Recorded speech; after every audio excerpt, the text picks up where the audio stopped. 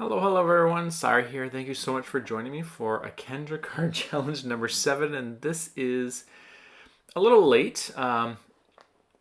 It started in the beginning of July, and I have been working on it here and there, and I did post my pictures on Facebook, but I finally am getting around to compiling the video, and here it is. I do hope you enjoy this. So what I'm going to do is just chit chat while I go through each card. There are 15 of them. If you're not familiar, go check out Kendra Card Challenge. The information should be in the description box down below, so you can get more information on that. It's a fun challenge. It helps you use up your pattern papers that you may have laying around. You just need six 6x6 pattern papers. Double-sided works really well. And then you follow the instructions and cut those papers up, and then follow the template designs, which you will see in the top right hand corner, to create your cards. And you can use whatever you want. It's a lot of fun, and like I said, it definitely uses up a lot of your pattern paper that you may have laying around. So for card number 1, it's definitely a very nice springy type card. I love the polka dot paper that's on this with the florals. That's one of the benefits of using pattern papers in a pack. Everything coordinates very well. The yellow that I'm using is actually American Craft, I believe. You know how you can get those bundles that come in a little box that you open up, and these ones are the primary colors, and this yellow's in there, which I like. I love the linen texture of cardstocks sometimes on these designs, so that's why I like to look for those type of papers. And this one looks really nice, even though the yellow is a little different than the flowers on the paper. I just really like how it looks with the blue polka dotted paper. The florals and the greenery, those are Queen & Company's essential dies. It's the one with all the flowers, has clouds and balloons and all the fun stuff. And I cut those out in some green and red. And then to tie it up, I'm using this hole punch on the same colored yellow cardstock. This is the same I use for the flower centers. So I'm just tying it all together, and I just put a few little dots around the foliage and the sentiment. I just like how that looks. It kind of just flows into the corner there. Okay, card number 2. This is a Tonic and Studio cardstock. I got it in Black Friday. I think it's called Champagne. It also has a linen texture to it, and that's supposed to be 5.5 by 4.25, but I think it's off a smidge, as you can see the white base at the top there. The background colors is just Recollection black cardstock from Michaels. I do that because I use a lot of black, and it's the cheapest one I've found that's good for matting. Don't waste your expensive paper on matting if you can help it. So when it comes to these basic colors like white and black, at least for me, this works. It's quite nice. I love adding black to my cards. It really is one of my favorite things to do. Sometimes it doesn't pull off. You can't do it, but I just like it. And so I'm adding everything in this black, but for the pieces in the top, I'm kind of following the design, but in the center, I don't have that gray bar. I'm using the background pattern paper, and then I'm just having just the black on the bottom and the top of the pattern papers. So you won't see the black anywhere else. Now the centerpiece, where it says paper A, I have the black going around the whole piece of paper, pattern paper. Kind of makes me think of ladybugs or a Disney theme when I'm looking at that red polka dotted paper and black. For this design, I want to pull in some watermelon design because it's in the pattern paper.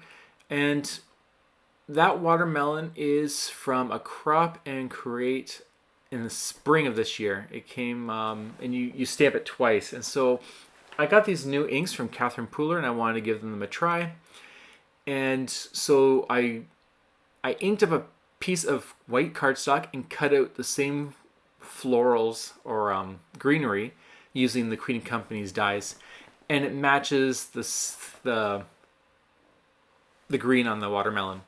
I chose these colors because I was trying to get as much as a close match to that blue polka dot paper as much as possible. And then to finish off, I'm just going to add some of these little black dots. Once again, these are from my hole punch, and I just chose black because that is the color that's already being used in this design. I'm just going to glue those down with some Simon Says Crafty Tacky Glue. It's my favorite for small embellishments. It's just nice and thick and doesn't slide. There we go.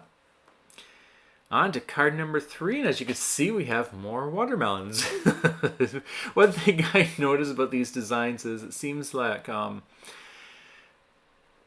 sorry, not designs, the challenge is that it seems like one paper always seems to dominate. I don't know if it's just because it's double-sided and I choose it that way, but when I'm laying things out, it always seems that the one pattern will always stick out more. And it seems to be whatever is the first couple pages in the design of the cutting challenge, or the cutting templates. This one, I obviously didn't cut it perfectly straight. As you can see, there's that blue. You can still see the blue background. So I'm just going to take a couple of white scraps of white cardstock, sorry. Let me say that again. I'm going to take a couple strips of white cardstock and I'm just going to glue them between the seams, or on top of the seams of these different pattern papers. I like doing that regardless if there was a mistake in my cutting abilities. I just like it. You can also use Love from Lizzie's peel-off stickers. That would make it a lot easier.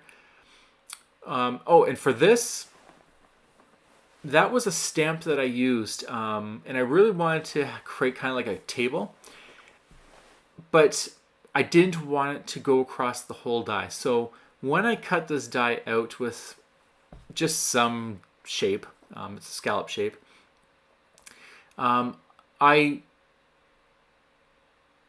put a circle cut out over top of it. So I found a circle that was similar size of the inside of the dotted area, and I put that over as a mask, so that when I put the stamp down, it went over top of the mask and not on the scallop circle. I hope that makes sense. I do a lot of this off camera for these videos because it's just too much. These videos are mainly just to focus on putting the cards together. Otherwise, we'll be sitting here for hours, or I'd have to speed this up 16 times. Then no one would see anything. It would just be a big blur. So that's not good either. So if you are still curious, just let me know and I can make a quick little video to show you. But ideally, it's just putting a mask over top and then stamping. The dots this time, I'm going to use, like I said, I had that mask over, so that mask has ink on it, and so I took my hole punches on that mask area, and it now matches the table background, or that blanket, or tablecloth, or whatever you like to call it. Something a little different. It doesn't have to be a solid color. And also keep in mind that any of these little dots that I put on, you can always use glossy accents to make them look like enamel dots. I just never do it because they don't dry fast enough for these videos, and I don't want to take the chance of accidentally smudging it. But definitely I could do it afterwards if I really want to. For this design, I brought out that yellow again. I thought the yellow and black looks really sharp. Of course, it looks more like a bee theme, but I think it looks kind of fun. I really like it. But what I'm going to do is I'm going to add this scraps of yellow to that little small piece of scrap paper. That's paper F. And I'm going to make it so that it's lined up with the bottom layer in the black so that it kind of matches right there. So I'm going to line that up so that the yellow matches up with the black on the bottom level. And then I will glue this whole panel down once that's set. And now I know exactly where to place it. And then I don't know where I got this die. I believe it might have been Simon Says from one of the card kits. I can't remember, sorry. But it comes with an outline die. It's an awful die. It is so... I had to cut this so many times because my die cutting machine just wouldn't cut the outline on it. It's a very finicky one. If you have it, I hope you don't have the same troubles I do, but it is worth it in the end because it's fun to add an outline in a different color. But it is tedious. It really is. And I can see why I put it in the back of my craft room where I don't see it. It does take quite a bit of time, but I thought it was kind of fun. It says friend, and it's just a lot of fun to be able to create the two colors. And then I just found this stamp says proud of you, and I put that in the corner there. And I think I'm going to call it on this one. It's too busy already, so I won't add any more bells and whistles. Card number 5. Oh, this one was fun. This one, I learned something, and you'll see. But I'm putting down some blue cardstock. All the backgrounds that are not linen are most likely cardstock from Spellbinders card kits. I get so much of it. I never use it on my cards because I don't know. I don't know why I do the things I do. I just never end up using them much. So that's what I'm going to do here, except for this dark blue. That is Recollections. You get like an essentials bundle, and it comes with like a bunch of different colors. Unfortunately, I love this color, and I can only find it in that bundle, so I have very little sheets of it. But I use that dark color because if you look at the pattern or the design in the top right corner there, you can see that there's all these different strips. I didn't want 5 different colors. I felt that the pattern paper was busy enough, so I just used that dark blue and made the 2 centers the same color. For my sentiment, I have happy thoughts, and I love sentiments like this. It doesn't have any purpose. It's not like a birthday or an anniversary, Christmas or anything. It's just because. Happy thoughts. Have your happy thoughts. Those wooden little blocks, that's actually from the Simon Says box that was the donation earlier this year. And I did create a video on that, so you can check that out. But that's what I use. It has these little doodles on it, and I love it so much, and I decided to add it to the sentiment. And then for this die, it's just an outline die. I think it's fun. Instead of just being a boring old just rectangle, it's this hatch. It's cross stitch or cross background. Okay, so here we go. I have these vellum butterflies that I cut out, and I thought it'd be kind of try the idea of using a glue stick so that it would be nice and smooth and you wouldn't see the glue on when you're gluing it down. But what I wasn't paying attention was I was pressing too hard, and the glue was just melting and cutting and squishing right between that vellum. So I decided to try something different than I was going to. I am going to get the whole butterfly just sticky with glue. I did both of them this way, and I'm just going to use my fingers. And what I'm going to do now is, because it's all sticky, I'm going to add some glitter. Some nice chunky white glitter. This is what I usually use for my snow in my winter, but I decided to add it to these butterflies.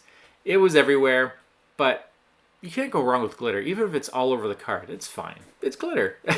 But that is that. Definitely take a look at it in the slow-mo at the very end, when I show it in real time, sorry. And you can see all the nice sparkly goodness on those. And the beautiful thing is you don't see the glue on the background because the glitter covers it. So it didn't teach me if glue sticks work where you can't see the glue, but it was fun to make a nice glittery nice glittery butterflies. Okay. So I'm not sure what card we're on now. I kind of lost track here. Card 6. This one it kind of makes me think of Pink Lemonade. And so the patterns that I'm using are kind of inspired of like a picnic table. The yellow is not part of the card sketch, or sorry, of the cutting theme. Because I used a paper pad that I've never used before, I have all these full sheets. So don't forget, you can do that. You don't have to only use solid cardstock. If you have matching coordinating paper that's going to work, bring it in. Use more of your pattern paper. Don't let it sit there. So that's what I did for this one. And then for the sentiment, I had a piece of scrap white cardstock and I just put it as a mask and I inked it with some yellow ink that matches the yellow in all the designs. And that just creates a little area where I could stamp hello there. And it has, you can see it nicely. Just following the design, putting those little scraps down, and then I'm going to put my little panel down, but I forgot to put my banner. So I got to quickly glue that down before my panel dries. I do this all the time. My mind, it is focused on one thing at a time. I'm definitely not multitasker, so this happens all the time. That's why a lot of times when I want to use thread or ribbon or trying to wrap Love from Lizzie stickers around, I always forget to do that because I'm always focused on the one thing. So I never get a chance to usually wrap it around a base to make it nice and snug. Unfortunately, that's why I don't use those things all the time, because it's too late. These lemons are also from the same stamp set as the watermelon, and that was from the Crop and Crate earlier this spring. And what I did was I stamped it with some pink fresh ink, and then I took a Copic marker to create a shadow. It was just for fun, just to learn, but it kind of looked similar to what I was trying to make it similar to the pattern paper. The colors are a little different, but it was the idea of kind of making a shadow to just match it. And I thought it was kind of fun, just to try new things. And there we go. That's card 6. I should say that the leaves and the branch were also from the same stamp set. And now on to card number 7. This one's a nice simple one. It's I don't actually use a background for this one. I wanted to use the base, the white of it. It's going to look really nice, and that's why I also add a white matte layer. So there's 3 layers here: the blue, the white, and the red. So I added the white so that it kind of ties in with the base of the card. You don't have. The nice thing is you don't always have to use just one matte layer. Sometimes it's nice to create a little thin layer of another color just to separate, especially with these 2 color choices, because the red and the dark blue would be it wouldn't look as nice together as having that separation, so that you can see the 2 colors together but with a break in the middle. I'm now just adding some scraps around. You'll see me do this in other places, and that's just to make it so that the banners don't bend, or don't what's the word? They don't sag, because it is 3 layers in the center there, so that when you glue those down, they will definitely, because they're not very sturdy. They're just pattern paper. They're just paper. I cut out a star die. This was, I actually only have 2 star shapes, I think, from what I found. I couldn't find any others, but this one worked pretty well. It was a nice size. And then I just took a strip so that it's going to create a banner, and then of the same color of the star, and then I'll just put the star on top. So it's just this nice little look. It looks like it's one piece, especially when I put the sentiment on top. And I really like how that turned out, especially when it's the finished piece on the card. So in the design, you can see that the sentiment banner is supposed to be down lower, but I liked it much more equal in the height. I cut out the Celebrates die 3 times. When I do sentiments, word dies, I usually do it 3 times to give it a little bit of thickness and sturdiness. It always looks so much nicer than 1 layer. And I'll just glue that right down in the center. And that contrast between that dark blue and the white is really sharp. I really like it. And once again, it does tie in with all the white in this card. And I'm going to keep this one nice and simple. I decide I like it. I don't want to add any more. The pattern paper is definitely busy, so adding more could ruin the card. Quote unquote ruin. It all depends on what you like. Okay, for card number... Oh, yeah, this is card number 9. Card number 8 is in a different video because I was part of a blog hop, or video hop. I don't know. I can't keep track of all the words and the lingo. So you won't see card number 8, but I will show it in the end when I'm doing a recap. So this is card number 9. Once again, instead of doing a whole matte layer like in the card design or card sketch, I took a piece of pattern paper that was in the bundle. Like I said, I haven't used it yet, so I have lots of sheets. And I just cut out the scenery of this one. The paper that I'm using is Simple Stories. So usually with Simple Stories, they have quite a bit of one sheets that have like a big image on them. Usually too big for a card. So I took one of those and I just cut out the flower parts, and then I just glued it so that it was on the side, just to create some imagery. The reason I did take that panel off after I glued it down was because, once again, there is kind of a layer there where it's higher than the base, and so I just wanted to add some scraps, exactly what I'm doing here, so that these pieces don't sag. I like my card to be flush right across. You don't need to, but it definitely creates an experience. It's definitely a lot more polished. It feels more complete. You don't need to do it. Definitely you don't need to do it, but I like it. It's just works for me. Next, I'm going to take my stamp which says, "Hey, I miss you." This was pretty much almost everything I'm using in these card kits came from that Crop and Create box or class or whatever it is called that happened in the spring. I will be joining the fall one too. I'm very excited. So I will be getting another big box of goodies to play with. The foliage and the flowers are from Queen & Company's Essentials, the flower one. And I really like how this one turned out.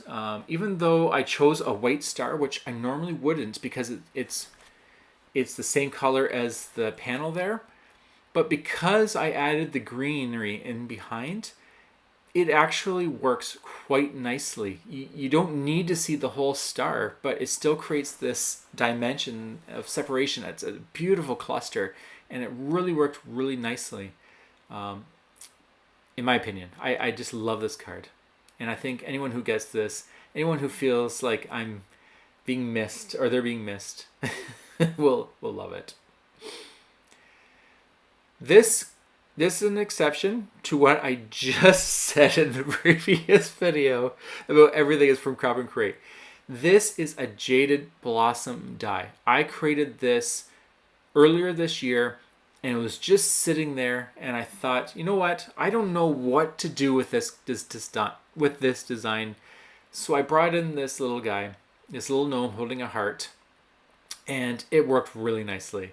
The contrast with his hat with the red just worked really, really nicely. I think it's but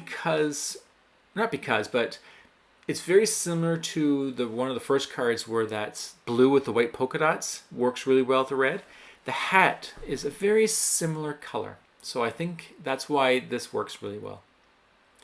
I'm just going to do a very simple card, just because card, and it just says hello there. And I'm going to place my gnome right in the center there.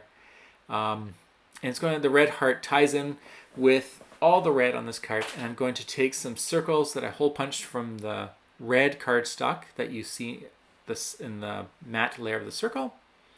And let's glue this down. This is such a simple card, but it works so well. I was very happy with this, even with the different colors that were used. Okay, card number 11. Of all the cards, there's always at least one sketch that I have problems with. And this is the sketch. I actually created this card very last because I could not figure out how to make it look nice. I can't make a card just because to use up, to just, let me say that again. When I'm doing these challenges, I don't want to just use up pattern paper just to get it out of my craft room, and then you have a bunch of cards that just look not to my style. Let's put it that way. Some people like certain styles, and there's no discrimination at all on anyone's designs. I like all card designs, but when I'm creating, I like to create my style. And my style is not just throwing pattern paper together. And I say that with the kindest, no judgment whatsoever. So please don't think I'm looking down at anyone's card designs. It's just the way I am. So this was the hardest one, and I talked right through the whole thing. But essentially, I had to use some pattern paper from the card kit, which was the ice cream. That's why it's not used anywhere else but on this card. And I took one of the dies one of the cutaways, and that's how I had to pull it off. I couldn't create a diamond shape. It just didn't work for me. And so that's the card. And once again, definitely take a close look at the end and you'll see what it's done. I'm sorry I talked through it. I felt like I had to clarify that I'm not judging people's designs. It's just what I like to do. For card number 12, I'm following it quite closely, and I'm going to pull in some Love from Lisby peel-off stickers. These are like a translucent glittery pink. And I'm just going to add those to the top and bottom of the banner just so that you break up some of that pink. It's a really big piece of pink paper, and so it's almost like an eyesore if you just leave it there on its own. So just breaking it up a tiny bit with some peel-off stickers, it just makes it look nice and transitional on the pattern paper. You don't need to do it. You can also use scraps of cardstock. Like if you had a darker pink shade or shade of pink, you can have done the same thing and just glued it on. I'm going to use some acetate. I have been using it here and there on some of the other cards, and this one I just wanted to add a acetate circle instead of a cardstock. I didn't want to introduce another color, so using a clear piece of acetate or vellum, that helps a lot so that you're not adding a new color, but you're still creating the shape. The sentiment is from one of the cutaways in the pattern in the pattern paper bundle, and it says, "When life gives you lemons, make lemonade or drink lemonade." Sorry. And this one's definitely a pink lemonade style card, tying in all these lemons with that lemon pattern paper in the background. For card number 13, this is another simple one, actually. Using that champagne cardstock from Tonic Studios, and I believe this is cut to 5 1/4 by 4.5. No, sorry, 5 1/4 by 4. So it leaves a nice big white border around the cardstock. I am using some of that dark blue cardstock again, the red from American Crafts, and then the yellow also from American Crafts, and I'm just going to tie all these colors together. They're very similar to the grid in the background. The yellow is a little brighter, but I did try using a yellow that was like a lemon yellow, and it was too bright. It did not look as nice as this more burnt yellow. I'm just going to add that. It almost gives me the impression of the Bay. If you're familiar with the Bay, it's a Canadian Hudson Bay, I should say, with their stripes. I think there's a green in there though, but it just gives me that impression. I am going to prop this circle up with some foam tape to give some dimension. And I'm going to keep this nice and simple too. On to card number 14. This is definitely 100% a pink lemonade card. I just keep moving closer and closer to it. So much so that my stamp is actually a pink lemon with a yellow rind. I love this lemon paper. It's such a cute. I'm so glad that I have a stamp that I can utilize that completes with the pattern paper. I do have a hard time with white when you start adding the panels, like in this case with the white. Sometimes I don't want to use the white because it's so blinding compared to the rest of the cardstock. So in this case, what I've done is I try to hide as much of it as possible. I could have used any other color. I just didn't like any other color. They just didn't seem to work well. So white was my best option in this case. So what I decided to do was add a bunch of lemons to kind of hide a lot of it. And then my sentiment is also bright white. So that kind of ties it in. So maybe it doesn't look so bad, but it definitely is very noticeable. So I could have, dumbed it down maybe with some very light ink color. There's different options, but this is the way I went. And we'll keep that one without any extra dots as well. Just keep it as it is. For card number 15. Okay. This one, it says, build a scene here. Well, I didn't want to. I don't know.